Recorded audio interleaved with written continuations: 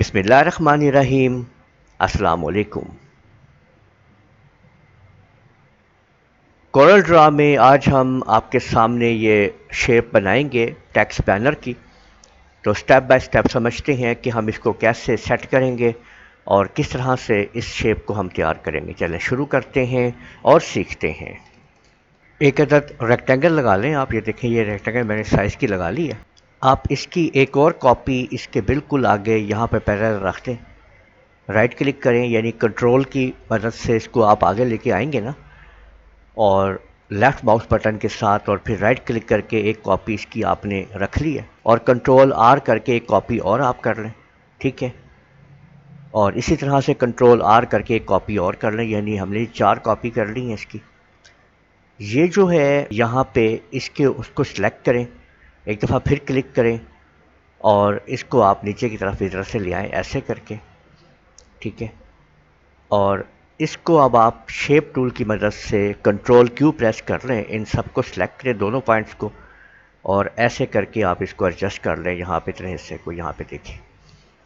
ठीक है,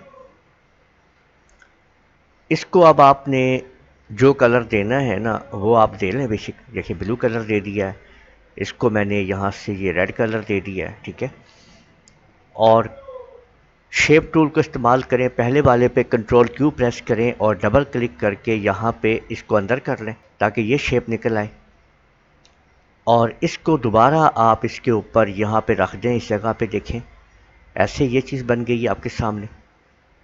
इसको जो कलर देना है आप वो कलर कर लीजिए। इसको जैसे मैंने ये कलर कर दिया, और इस वाली पॉइंट को दोबारा उठाएं ऊपर और फिर यहाँ पे रख दें इस जगह पे। देखें ये, और राइट क्लिक कर दें, ये इस तरह से ये पॉइंट निकल आया है।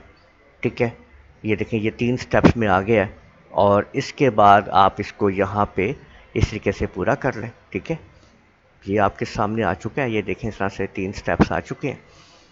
ठीक है, और इसको अब आपने इतना लंबा करना है कर लें, और यहाँ पे जो आपने कलर देना है इसके अंदर वो दे लें जिसके अंदर आप अपने टेक्स्ट को लिखेंगे।